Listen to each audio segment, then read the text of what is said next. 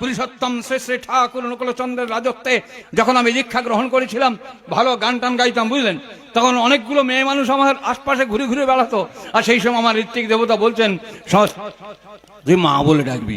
তাই বুঝলেন, আমি ট্রামে উঠেছি, তখন 3 পয়সা করে টিকিট, বুঝলেন। তার ট্রামে উঠতে একটি যুবতী মা, তিনি সুন্দরী দেখতে, তার পিছনে ভিড়, খুব চাপ। আমি বলেছি, মা একটু সরে যান তো। যেই বলেছি, আপনি বিশ্বাস করুন আমি কোনো বানিয়ে কথা বলছি না। আমি তখন ইয়াং ম্যান, প্যান্ট শার্ট পরি আমি। সেই সময় বলছে, হোয়াট ননসেন্স। কেন ননসেন্স বললেন কেন? বলছে, আপনি আমাকে মা বলছেন, আমাকে দেখে কি মা বলে মনে হয়? আমাকে দেখে কি মা বলে মনে হয় আপনি আমাকে মা বলছেন? তো জানেন, তখন আমি তো কলকাতায় একটু দাদাগিরি করতাম। শিয়ালদায় আমার বেশ দাদাগিরি ছিল, বা আছে, এখনো আছে। তা ওখানে রঞ্জিত তখন বড় মস্তান, অশোক দেবের সঙ্গে দোস্তি। ওই রঞ্জিত আমার চেলা। তাই অশোক দেব একজন এমএলএ, আপনার নাম শুনেছেন, তৃণমূল কংগ্রেসের এখন এমএলএ।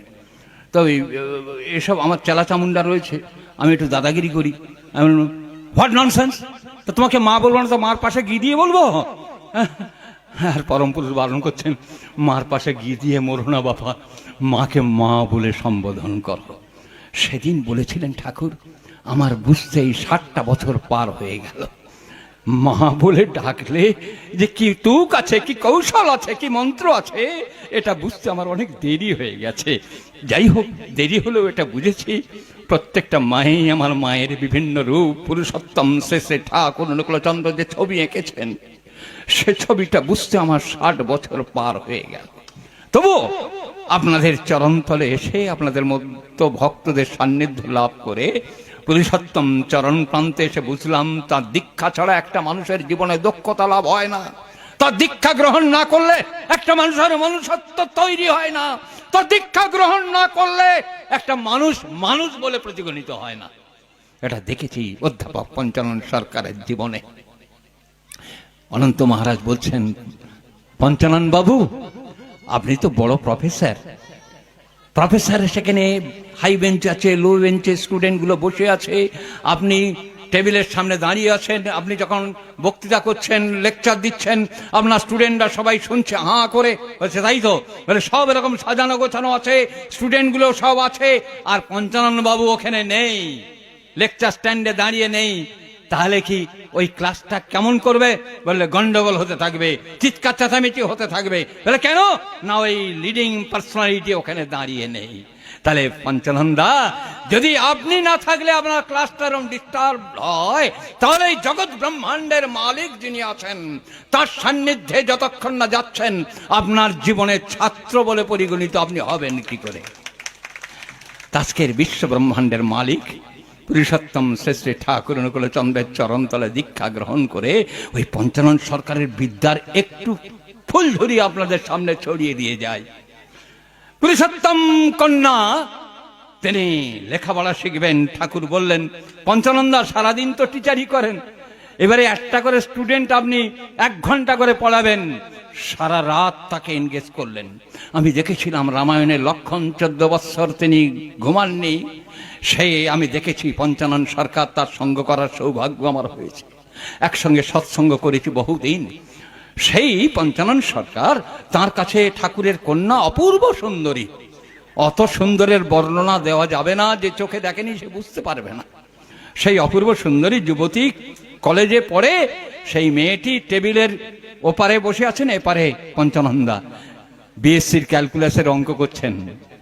অঙ্ক করতে করতে নাক ডেকে ঘুমাচ্ছেন, দুটো চোখ ঘুমাচ্ছে, হাত পা শরীর সব ঘুমাচ্ছে, শুধু দুটো আঙুল দিয়ে কলম ধরে 3 পাতা অঙ্ক করার পরে বলছেন, দেখো তো সাধনা, এই উত্তরটা মিলল কিনা।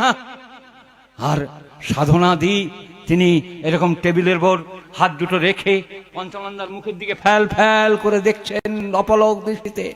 পঞ্চানন্দা কোনো রেসপন্স না পেয়ে চোখটা খুলে দেখেন, পঞ্চানন্দার মুখের কাছে মুখটা নিয়ে দেখছেন যে কি বিস্ময়, একটা মানুষ ঘুমাচ্ছেন, 3 পাতার অঙ্কটা করে তিনি উত্তরটা সঠিক লিখে বলছেন, দেখো তো সাধনা, উত্তরটা মিলল কিনা। এ কোন বিজ্ঞান, এ কোন লেখাপড়া? অধ্যাপক পঞ্চানন সরকার তিনি সেই অঙ্ক করে দেখালেন। বললেন, হোয়াট ননসেন্স, তুমি আমার মুখে থেকে ফেল ফেল করছে আছো কেন? পঞ্চানন্দ ভাবছেন যে একটা যুবতী মেয়ে, আমি একজন যুবক মানুষ, টিচার, আমার দিকে বোধহয় খুব অবসেসড হয়ে আমার দিকে দেখছে। সত্যি অবসেসড, তার শিক্ষাগত যোগ্যতায় অবসেসড, তার শ্রদ্ধা ভক্তি ভালোবাসা জ্ঞান গরিমাতে অবসেসড। তিনি বলছেন, মাস্টারমশাই আমি আপনার দিকে কোনো খারাপ দৃষ্টিতে চেয়ে দেখিনি, আপনি যেমন পিতা আমি যেন কন্যা এমন দৃষ্টিতে দেখেছি। আর অবাক বিস্ময়ে ভাবছি আপনি ঘুমাচ্ছিলেন, এই ঘুমাতে ঘুমাতে আপনি এই 3 পাতার অঙ্ক করলেন কি করে, আর উত্তরটা সঠিক হলো কি করে? তখন বলছেন, সাধনা তোমার বাবার পাল্লায় পড়ে তিনি আমাকে দিনে রাতে ঘুমাতে দেয় না, আমি ঘুমাতে পারি না। সকাল থেকে সন্ধ্যা পর্যন্ত আমাকে স্কুলে পড়াতে হয়, কলেজে পড়াতে হয়, আর সারা রাত তোমার মতো একটির পর একটি মেয়ে আমাকে পড়াতে হয়।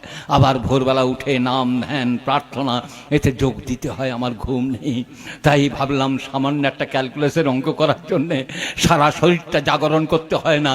আমি ঘুমিয়ে পড়েছিলাম, সমস্ত শরীরটা আমার ঘুমায়, শুধু 2টো আঙুল জেগে থাকে আর চোখের একটা কোণ জেগে থেকে শুধু লাইনগুলো ঠিক রাখে, অঙ্ক করে যায়। এর জন্য সমস্ত দেহ মন প্রাণের দরকার হয় না। পুরুষোত্তম শ্রী শ্রী ঠাকুর অনুকূলচন্দ্রের চরণে এসে এই বিদ্যালয় আমি করেছি। আজকে তাঁর চরণতলে এলে কেমন করে একটা মানুষ মহামানবে রূপান্তরিত হয়, এমন আমি হাজারো হাজারো মানুষকে আমি দেখেছি পুরুষোত্তম চরণতলে তাদের বসে থাকতে। আপনাদের সমস্ত হৃদয়ের ভালোবাসা ভক্তি দিয়ে অর্ঘ্য দিয়ে এই পুরুষোত্তম তীর্থে প্রত্যেকে গিয়ে অবগাহন করবেন। সেই আহ্বান এবং আবেদন আপনাদের সবার চরণে রেখে সবার মঙ্গল প্রার্থনা করে সবার শুভ সুন্দর জীবনের প্রার্থনা জানিয়ে আমি আজকের আমার আলোচনা শেষ করছি। জয় গুরু, বন্দে পুরুষোত্তমম।